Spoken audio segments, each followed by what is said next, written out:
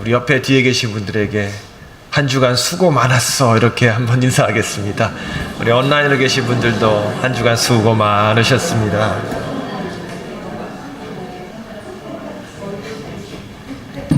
어떤 분은 목사님 나는 은퇴했는데 무슨 수고를 했죠? 라고 물어보실 수 있는데요. 은퇴하신 분들이 더 바쁘시더라고요. 더 열심으로 사시고 더 은혜롭게 사셔서 저는 참 좋습니다. 그래서 우리 성도님들이 은퇴만을 기다리면서 열심으로 나아가고 은퇴 후에는 더 크고 은혜로운 삶 가운데 걸어 나가시기를 간절히 축원합니다.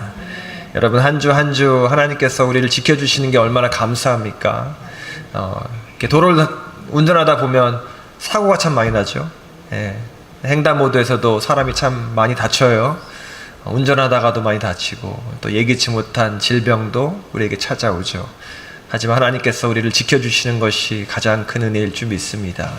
그리고 한 주 한 주 우리가 옆에 형제, 뒤에 있는 형제 자매들 보는 것 또한 하나님의 은혜일 줄 믿습니다. 예수님께서 우리에게 주시는 이야기에요, 특별히 특징이 있는데요. 바로 하나님 나라의 이야기는 역전, 승리, 반전의 내용이 담겨 있다는 것이죠. 우리가 계속해서 있는 네 번째 시간까지 왔는데요. 누가복음 18장 안에 있는 예수님이 말씀하셨던 내용들을 함께 나누고 있어요. 우리가 묵상했던 10명의 나병 환자 어떻습니까? 예수님께 멀리서 나의 병을 고쳐달라고 간절히 외쳤던 10명의 나병 환자, 예수님께서 제사장에게 보여라 라고 말씀하시니 걸어가던 중에 말끔히 나왔어요. 그래서 그 10명이 얼마나 기뻤겠습니까? 기쁜 마음으로 자신의 고향으로 돌아갔는데 한 명만 예수님께 돌아왔어요. 그래서 예수님께 감사했죠. 아니 그 수많은 사람들, 은혜 받은 사람들 가운데 예수님께 온 사람은 없는데 그 한 명이 예수님께 왔다는 것이죠. 그럼 사람들은 어떻게 기대했겠습니까? 그 사람 분명히 하나님 말씀 잘 순종하고 말씀 잘 듣는 유대인일 거야 이렇게 생각했는데 예수님이 뭐라고 말씀하세요? 그 한 명이 하필이면 사마리아인이라고 말씀하시는 거예요.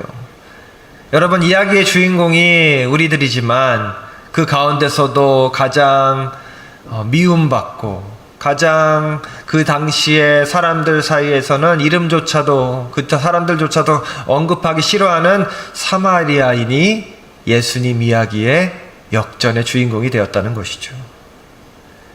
예수님 곁에서 예수님으로부터 사랑받고 싶은 사람들 얼마나 많았습니까? 그러다 보니까 예수님이 메시아시고 랍비이고 선생님이시니까 바리새인들, 서기관들 얼마나 많은 사람들이 예수님 곁에 와서 사랑받고 싶었겠어요. 그런데 예수님은 역전의 주인공들은 하나님 나라의 사람들이고 겸손한 사람들이고 미움받은 사람들이라고 이야기하고 계세요. 지난주에 함께했던 불의한 재판관 이야기 어떻습니까?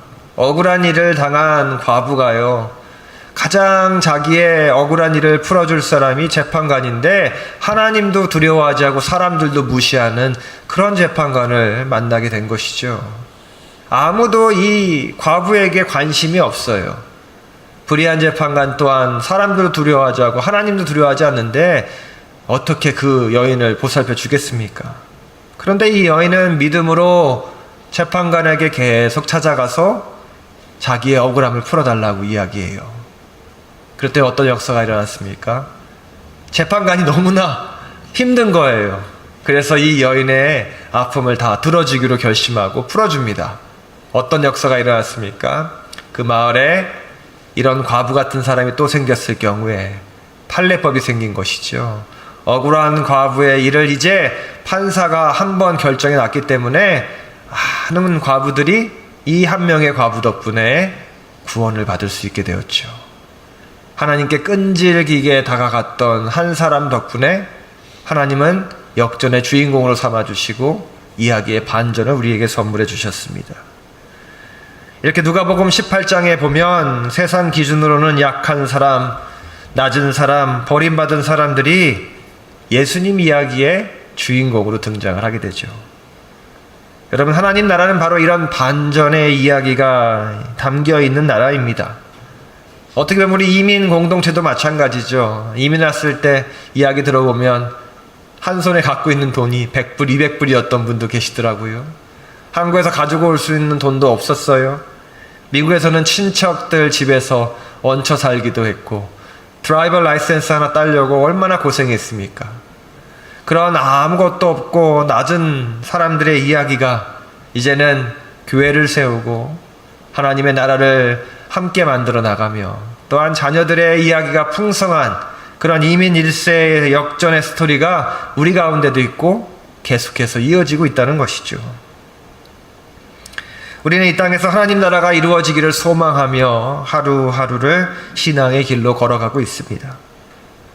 오늘 누가복음 18장 9절부터 14절의 이야기, 이 이야기를 통해서 저와 여러분들도 하나님 나라의 주인공이 되기를 간절히 축원합니다.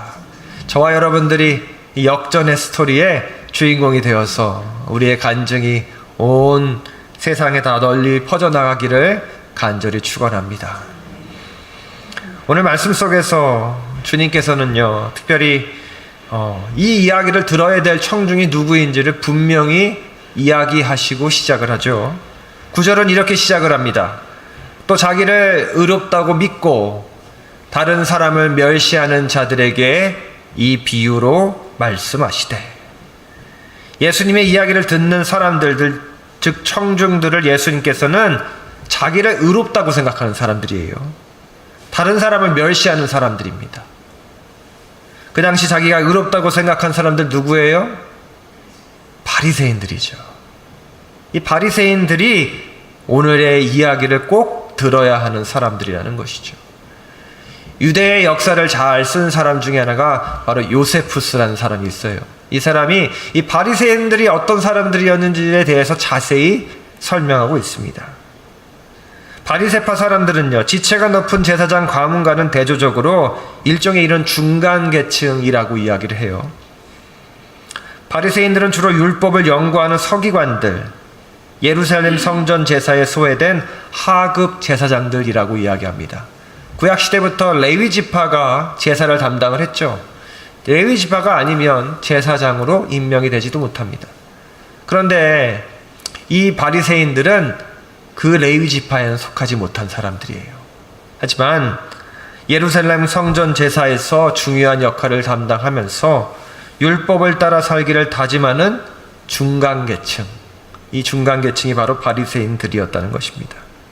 그 중심에는 뭐가 있어요? 하나님의 말씀인 토라가 중심이죠. 이 토라를 가지고 하나님이 지키라고 한 일들을 다 온전히 지키기를 힘썼던 사람들이 바리새인들입니다. 안식일, 11조, 정결법, 유대 율법과 관련된 내용들은요, 철저하게 지킨 사람들이에요. 그래서요, 이 사람들은요, 단순히 종교인이라기보다요, 고도로 훈련되고 체계적으로 만들어진 종교 지도자들이라는 것입니다. 여러분, 그들의 열심은요, 문제가 되질 않아요. 우리 모두가요, 그런 열심만 가지면 얼마나 좋겠습니까? 하나님을 사랑하고 하나님 말씀대로 살아가면 정말로 좋은 것이에요. 그런데 문제는 율법을 지키기 위해 철저히 노력하는 그 열심과 신앙이 자기의 의의 깃발을 들어섰기 때문입니다. 하나님을 향한 순종이 어느새 저 사람은 저것밖에 못해, 하나님이 이렇게 말씀하셨는데 왜 그것밖에 못해, 이렇게 해야지라고 정죄하기 시작했다는 것이죠. 그 바리새인들을 향해 예수님은 오늘의 비유가 바로 당신들을 위한 말씀입니다라고 규정하고 시작하시는 거예요. 그럼 배경이 어디죠? 오늘 두 사람이 있던 곳이 바로 성전입니다. 예수님은 성전에서 기도하는 바리새인과 이 세리에 대한 모습을 보여주시면서 오늘 이야기를 시작하세요. 바리새인을 11절과 12절에 어떻게 묘사하고 있냐면, 바리새인은 서서 따로 기도하여 이르되, 하나님이여, 나는 다른 사람들 곧 토색, 불의, 간음을 하는 자들과 같지 아니하고 이 세리와도 같지 아니함을 감사하나이다. 나는 일에 2번씩 금식하고 또 소득의 11조를 드리나이다 하고. 얼마나 종교적인 사람입니까? 사람들이 다 모여있는 곳에서요, 당당히 서서 이렇게 기도하고 있는 거예요. 하나님, 저는요, 저런 다른 사람들하고는 전혀 다른 사람입니다. 저기 저 구석에서 숨어있는 죄 많은 인간들처럼 살지 않고 있어요. 남의 것도 빼앗지 않았고요. 불의도 한 번도 행하지 않았습니다. 방탕한 삶을 산 적도 없어요. 특히 저기 보이시죠? 저 세리 같은 사람, 저 사람과는 전혀 다른 사람이 바로 저입니다. 저는 아주 깨끗한 사람이에요. 저는 일주일에 2번씩 꼬박꼬박 금식하고 있어요. 배고픈 거 모르겠습니다. 하나님 사랑하니 거룩함이 내 삶에 있으니 금식도 기쁩니다. 그리고 내가 번 돈의 10분의 1을 꼼꼼하게 계산해서 철저하게 계산해서 다 하나님께 드리고 있어요. 하나님 이런 나를 기쁘게 모시지 않겠습니까? 이렇게 사람들 앞에서요 공공연히 드러내면서 기도하고 있는 거예요. 예수님 당시 성전을 유지하는 비용, 이스라엘 백성들이 내는 11조로 이루어졌죠. 이 바리새인은 11조도 철저히 드리고 이스라엘과 하나님을 향한 모든 자신이 할 수 있는 최선을 다해서 헌신하고 있다고 스스로 자부하고 있던 사람입니다. 여러분, 약간 홈그라운드에 있는 선수처럼요 아주 당당하고 기쁘게 자긍심과 자신감을 가지고 이야기하고 있는 것이죠. 그와 반면 세리의 모습은 어떻습니까? 13절 말씀 보면 세리는 멀리 서서 감히 눈을 들어 하늘을 쳐다보지도 못하고 다만 가슴을 치며 이르되 하나님이여 불쌍히 여기소서 나는 죄인이로소이다 하였느니라. 여러분, 세리는요 중간에 나오지도 못해요. 멀찍이 서서 사람들이 잘 안 보이는 곳에서 기도하고 있습니다. 사람들 앞에 자신 있게 나갈 수도 없죠. 자신이 너무나 부끄러워서 눈을 들어 하늘을 쳐다볼 수도 없다고 이야기하고 있어요. 세리는 하나님의 성전을 위해 돈을 걷는 사람이 아니죠. 로마를 위해서 돈을 걷는 사람이에요. 사람들의 시선이 따가울 수밖에 없습니다. 여러분, 바리새인은 마치 성전을 유지하고 더 세워나가려고 하는 사람이고요. 세리는요 마치 성전을 헐어버릴 것 같은 그러한 악독한 사람인 것이죠. 그런데 그는 자신이 처한 처지를 잘 알고 있었어요. 그래서 이렇게 기도하지 않습니까? 가슴을 치면서 하나님, 저 같은 죄인에게도 자비를 베풀어 주시옵소서. 여러분, 과연 이렇게 가슴을 치며 회개하는 세리를 보고 그 성전의 주변에 있던 사람들이 몇 사람이나 이 세리를 불쌍히 바라봤을까요? 저 사람 또 가짜로 기도하고 있는 거야. 또 저렇게 뒤돌았으면 또 로마를 위해서 우리를 피를 빨아먹겠지.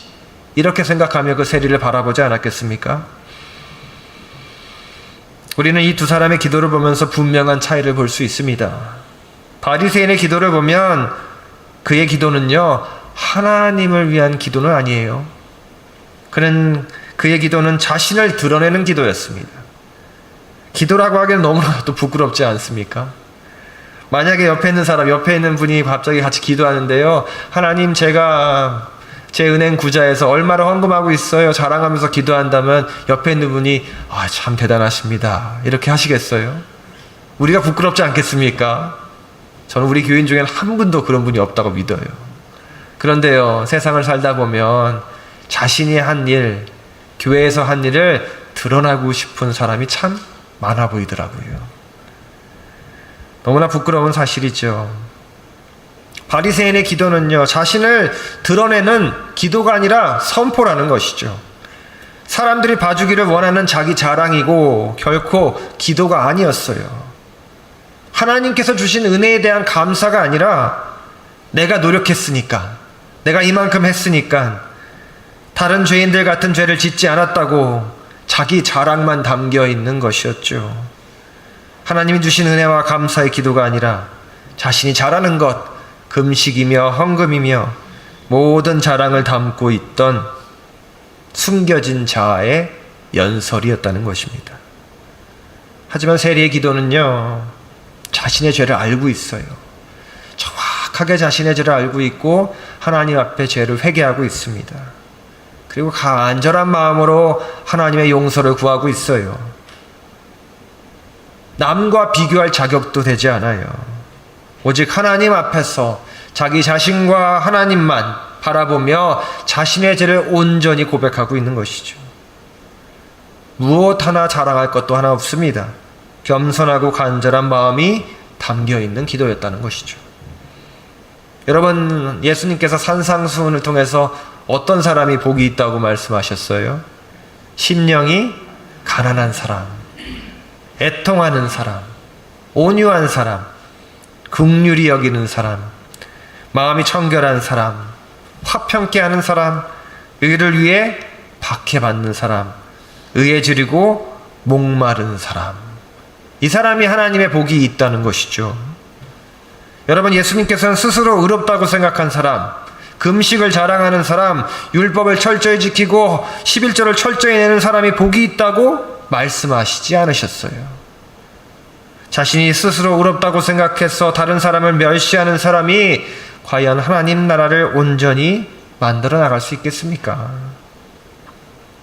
하나님 나라를 만들어 나가기 위해 필요한 사람은 하나님 앞에 늘 겸손한 마음으로 낮아지는 사람, 심령이 가난한 사람이 하나님 나라에 온전히 만들어 나갈 수 있는 사람이 될 수 있다는 것이죠. 신명기 21장부터 24장을 보면요, 이스라엘 백성들이 가나안 땅에 들어가서 지켜야 할 규칙들과 방법들을 하나님께서 말씀해 주고 계세요. 신기한 것은 하나님의 율법을 잘 지키는 것도 중요하지만 그 말씀 속을 보면 하나님이 이웃들을 어떻게 생각해야 되는지에 대해서 설명하고 계세요. 여러분 생각해 보세요. 40년 동안 광야에서 지냈습니다. 이제 약속의 땅으로 들어가요. 그러면은 약속에 땅에 들어가서 하나님의 나라를 온전히 만들어 나가려면 어떤 이야기를 해 주셔야겠어요? 큰 나라를 만드는 방법을 이야기해 주셔야겠죠. 어떻게 하면 각 지파에서, 이게 되게 중요한 게 인사인 것 같아요. 어떤 좋은 사람을 뽑느냐가 정말로 그 조직과 나라가 이끌어 나가는지를 볼 수 있죠. 하나님은 어떤 사람을 뽑아야지만 나라를 온전히 만들어 나갈 수 있는 방법을 이야기하지 않으셨어요. 군사력을 키우는 방법도 이야기하지 않으셨어요. 다른 나라를 침공하는 전략과 전술도 기록하지 않으셨어요. 이기기 위해서의 수단과 방법을 가리지 않는 방법, 다른 표현으로 하면 비열한 방법까지도 다른 곳에선 적고 있잖아요. 우리 손자병법에 보면 여러 가지 병법에 대해서 나오는데 그 이유가 뭡니까? 승리하기 위해서, 적을 이기기 위해서, 내가 살아남기 위해서 방법들이 적혀 있는 것이죠.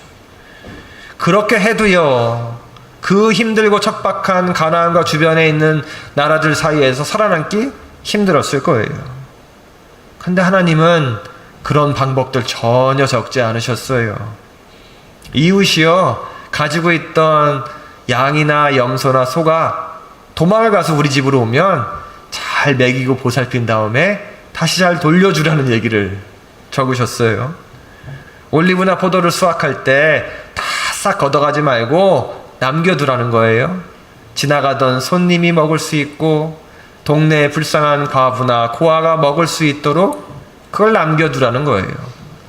하나님 나라가 그렇게 만들어진다고 하나님께서는 기록하고 계십니다. 여러분, 하나님 나라가요, 능력이 출중한 자들이 만드는 나라가 아니에요.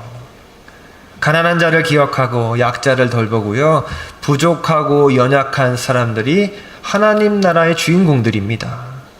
왜냐하면 하나님께서는 원래부터 교만하고 강한 사람을 원치 않으세요.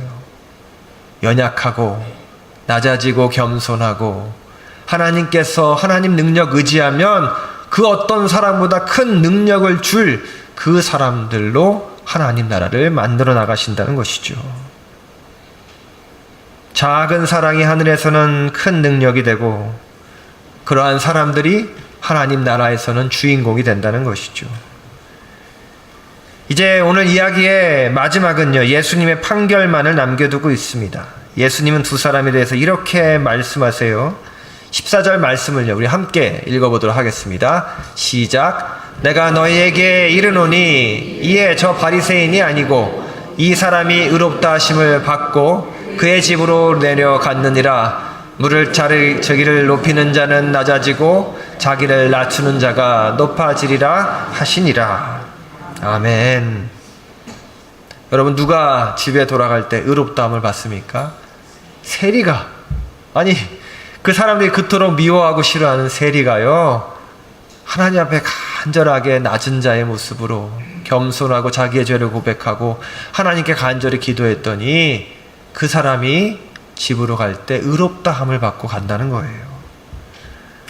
성전에서 가장 존경받는 위치에 있는 사람은 바리새인이나 서기관인 것인데, 하지만 하나님 나라에서는 가슴 깊이 회개하고 자신이 가진 자금과 상처를 숨기지 않고 하나님 앞에 낮아진 사람이 하나님 나라의 가장 소중한 기둥이 되며 위에 있는 사람이라는 것을 예수님께서 강조하고 계신 것이죠. 오늘 우리는 성전에서 어떤 자세로 하나님 앞에 서 있습니까? 하나님 나라 앞에 선 우리의 모습은, 우리 교회의 모습은 어떻게 해야 하겠습니까? 여러분, 교회의 부흥이요, 다른 사람들은 사람 숫자나 교회 크기, 건물에 대해서 이야기를 많이 하죠. 그런데요, 그것이 절대로 아닙니다. 영국이 산업혁명으로 부자가 되고 부유해진 것 같지만 실상 영국인들의 삶은 너무나도 황폐해져 왔습니다. 이제 물건들을요, 공장에서 많이 찍어내기 시작하죠. 왜냐하면 식민지가 많아졌기 때문에 이제 물건들을 다 팔아야 될 식민지가 생겼어요. 그러니까 이제 사람들을 많이 집어넣어서 공장에서 물건들을 만드는데 사람들이 너무나 혹사를 당해서 사람들의 평균 수명이 낮아지기 시작했어요. 한 명, 두 명 산재로 불구가 되기 시작합니다. 어린아이들을 이제 공장에 끌고 와서 일을 시켜요. 탄광에서 일을 시키는데 아이들이 얼마나 실수가 많습니까? 손가락도 잘리고 불구가 되고 정말로 어려운 삶을 살게 되는 것이죠. 범죄율은 높아지고 나라는 부가 늘어났지만 사람들의 영혼은 피폐해져 갔습니다. 그때 시작된 것이 바로 이 감리교 부흥운동이에요. 가장 낮은 사람들의 기도를 들어주시는 하나님의 은혜가 그때부터 시작이 됐다는 것이죠. 여러분, 감리교 부흥운동의 중심에는요, 바리새인 같은 사람들이 전혀 없었습니다. 육체적으로 영적으로 지치고 힘든 사람들이 그 중심에 있었어요. 헌신적으로 봉사하고 희생하고 모든 것을 나눠준 목회자와 평신도들이 있었다는 것이죠. 말을 타고 돌아다니면서 말씀을 전하고 감옥에서도 복음을 전하고 묘지에서도 설교를 한 그런 분들이 계셨기 때문에 영국 사회가 치유받고 힐링할 수 있었습니다. 가장 힘들고 낮은 사람들이 하나님 역사의 주인공이 될 수 있는 것은 그들의 겸손과 낮아지는 모습을 통해 하나님이 그들을 하나 둘씩 높여주셨기 때문이에요. 여러분, 우리가 지금 이 자리에 있을 수 있는 이유가 무엇입니까? 그 어느 때에 하나님 앞에 겸손한 믿음으로 나아갔던 그 사람들 덕분이라는 것이죠. 그럼 우리의 미래가 어떻겠습니까? 지금 이 순간 겸손한 믿음으로 나아가는 우리가 있을 때 우리의 미래는 하나님께서 만들어 주신다는 것이죠. 마태복음 20장 26절부터 28절 주님께서 분명히 말씀하시죠. 너희 중에는 그렇지 않아야 하나니 너희 중에 누구든지 크고자 하는 자는 너희를 섬기는 자가 되고 너희 중에 누구든지 으뜸이 되고자 하는 자는 너희의 종이 되어야 하리라. 인자가 온 것은 섬김을 받으려 함이 아니라 도리어 섬기려 하고 자기 목숨을 많은 사람의 대속물로 주려 함이니라. 여러분, 크고자 하는 자, 섬기는 자가 되어야 한다는 것이죠. 여러분, 크기 위해서 섬기는 것이 아닙니다. 섬겼더니 어느 순간 나도 모르게 하나님께서 나를 큰 사람으로 만들어주는 거예요. 온전히 큰 것을 위해서 목적을 두고 나아가면 큰 자가 될 수 없죠. 그것을 생각하지 않고 섬기는 자가 되었더니 하나님이 나를 세워주신다는 것입니다. 여러분, 으뜸이 최고가 되고자 하는 자는 종이 되라고 말씀하세요.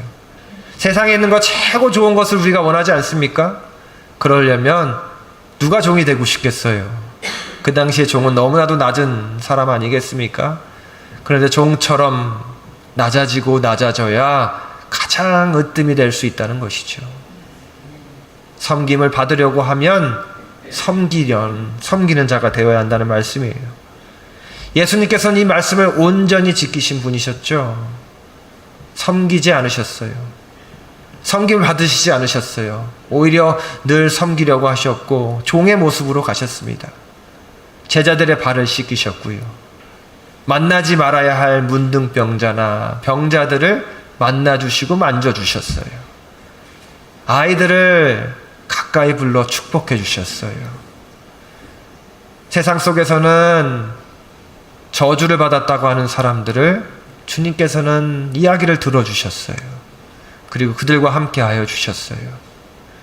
종의 모습으로 그들에게 다가가셨고 마지막에는 십자가에 우리의 인류를 위해, 우리 모두를 위해 다 내어주셨어요. 그러니 하늘 영광을 다 받으실 수 있었습니다. 우리가 연약한 이웃들을 돕보며 그들을 섬기고 낮아지고 겸손한 교회의 모습이 될 때 우리 교회가 높아지는 것이 아니죠. 낮아졌던 우리의 이웃들이 높아지기를 간절한 마음으로 우리가 섬기는 것입니다. 하나님께서 그들을 높여주실 거예요. 그리고 모르는 사이에 우리도 높임을 받을 수 있게 될 줄 믿습니다. 사랑하는 LA 복음연합감리교회 성도 여러분, 오늘 바리새인과 세리의 기도를 통해서 하나님 나라의 주인공이 누구겠습니까? 겸손한 믿음을 가지고 하나님 앞에 간절하게 기도하는 세리일 줄 믿습니다. 고개조차 들지 못했던, 가슴을 치고 회개하던 세리가 집에 돌아갈 때는 의롭다함을 받게 된 것이죠. 하나님께서는 사람의 겉모습이 아니라 중심을 보시는 하나님이세요. 우리의 중심에 하나님을 사랑하는 마음과 낮아지는 마음, 겸손한 믿음을 가지고 있을 때 하나님께서는 우리의 마음을 아시고 우리를 하나님 곁으로, 하나님 중심으로 인도해 주실 거라 믿습니다. 우리 교회도 그런 교회가 되기를 원해요. 바리새인들이 있는 교회가 아니라 겸손한 세리의 기도가 살아있는 교회, 우리가 무엇을 잘하는 교회가 아니라 하나님 앞에 겸손하게 무릎 꿇고 기도하는 교회, 우리가 우리 스스로 높여지려는 것이 아니라 오히려 더 섬기며 낮아지며 하나님께 높임받는 그러한 신앙 공동체가 되기를 간절히 축원합니다. 이제 세상에 나가실 때 여러분 세리의 마음으로 세상에서 더 세리같이 하나님 앞에 기도하고 회개하는 사람들을 찾아가서 그 사람들로 하여금 하나님께서 높여주시고 새롭게 맞이해 주시는 그러한 복된 소식을 전하는 저와 여러분의 한 주 되시기를 간절히 축원합니다. 우리 이 시간 함께 기도 드리시겠습니다. 겸손한 자를 찾으시고 우리의 중심을 보시는 하나님, 오늘도 말씀으로 우리를 깨우시고 겸손한 자리로 서게 하심을 감사를 드립니다. 우리도 때로는 바리새인처럼 우리 자신을 높이고 남을 판단했던 교만함이 있었습니다. 이제는 세리처럼 가슴을 치며 회개하며 오직 주님의 자비를 구하는 자가 되게 하여 주시옵소서. 우리 교회가 세상을 향해 높아지기보다 기꺼이 낮아지고 섬기는 교회 되게 하시며 그로 인해 많은 이들이 예수님 앞으로 나올 수 있도록 인도하여 주시옵소서. 언제나 낮은 자리에 임하시는 주님의 은혜를 우리 모두가 삶에서 경험하게 하시고 우리 사랑하는 성도님들 삶 가운데 겸손한 믿음을 통해 더 크신 하나님을 만나는 귀하고 복된 한 주 될 수 있도록 인도하여 주시옵소서. 예수 그리스도의 이름으로 기도드렸습니다. 아멘.